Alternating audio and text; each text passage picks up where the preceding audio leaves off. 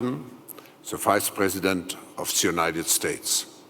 I'm so pleased to see you back here in Davos, because I remember before you assumed your position as Vice President of the United States, you came here as a senator, you came here as the chairman of the Foreign Relations Committee of the Senate. And I have to say, in my memory, you were one of the most engaged and hardest working participants here at the annual meeting. I watched you in the morning up to midnight sometimes, one engagement after the other one. Of course, we welcome you now as the Vice President of the United States, as someone who has shown leadership, as someone who has had a privileged position to observe and to shape our global destiny. So we are very eager to hear from you.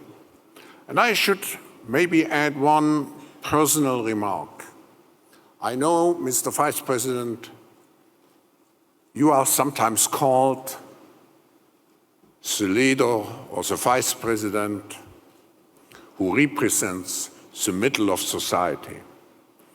And just to make reference to the book, which you all have, and also to our discussion, which we had at dinner 2 days ago, the fourth industrial revolution has one big challenge. It is the holding out of the middle class, which is a pillar of our democracies. So without further ado, please give a big hand to the Vice President of the United States, Joe Biden,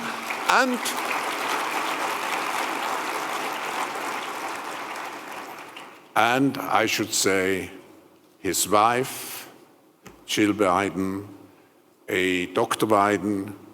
I have great admiration for you, what you are doing to keep education alive, also for those who need it most.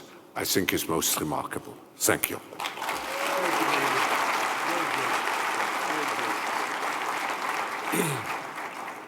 Mr. President, I want to thank you again for your hospitality. When I landed at the airport, you were kind enough to be there, and we got a chance to speak.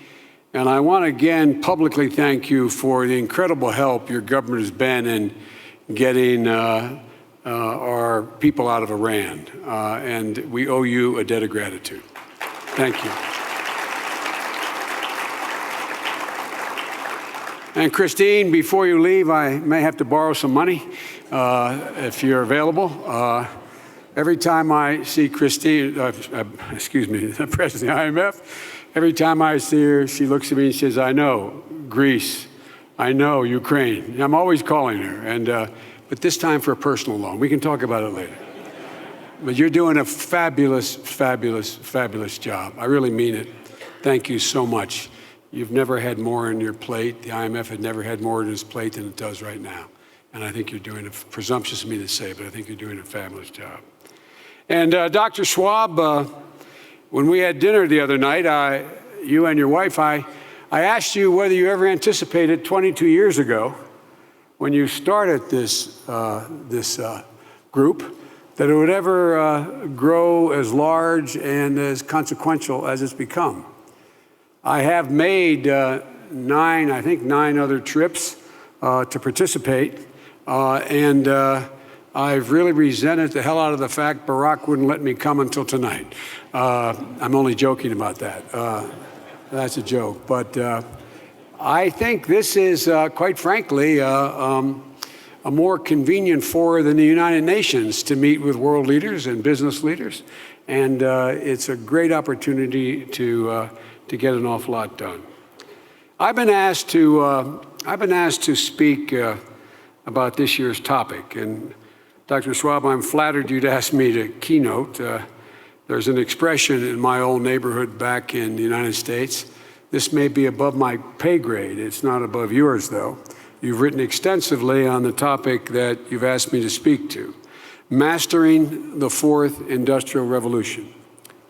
This fora defines that as change fueled by a digital revolution.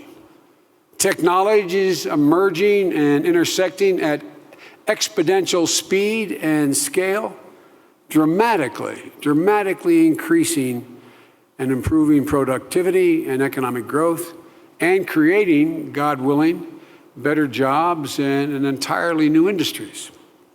But there are two questions, it seems to me, that we have to address forthrightly at the outset. First, will this revolution actually transform the global economy? And secondly, if it does, will it be for the better or for worse for humanity as a whole?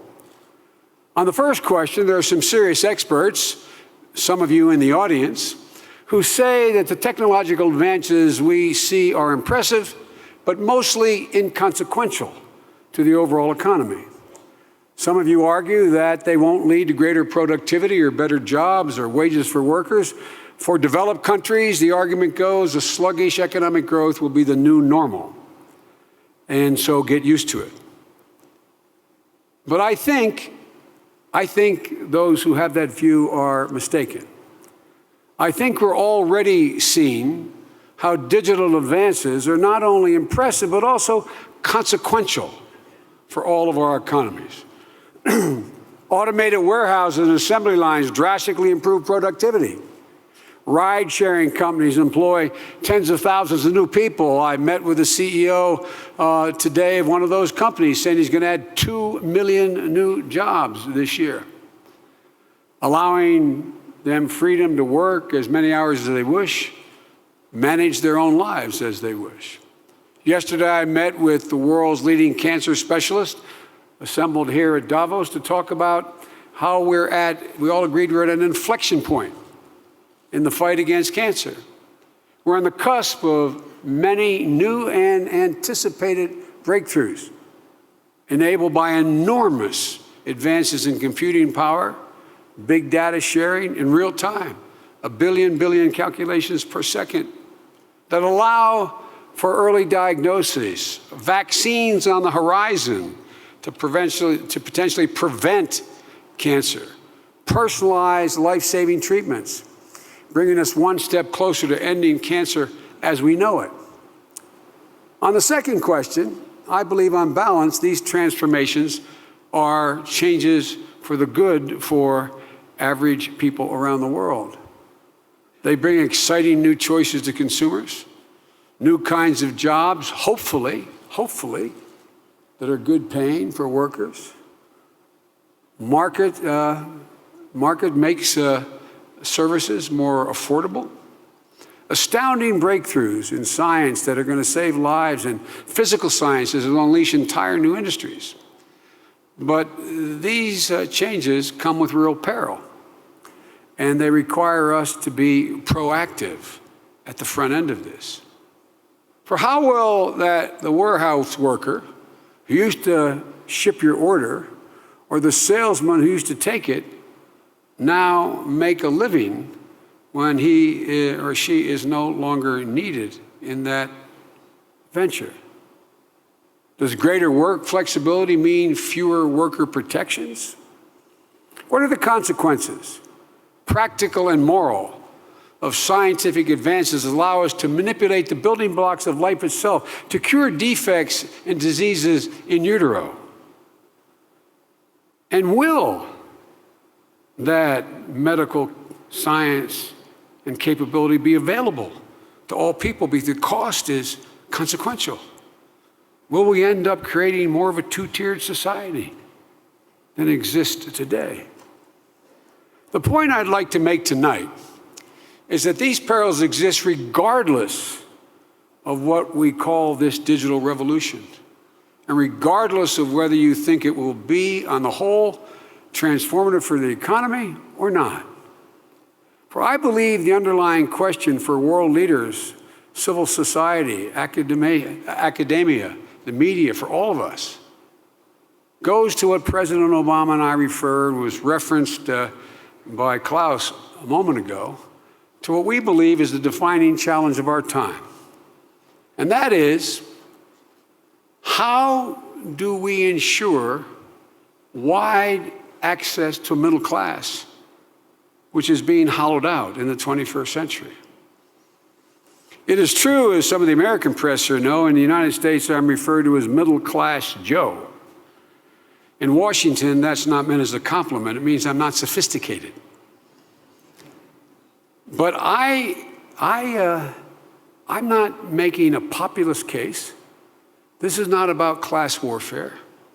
It's about the shared economic well-being and global security. It's something we should all care about and that we can all do something about.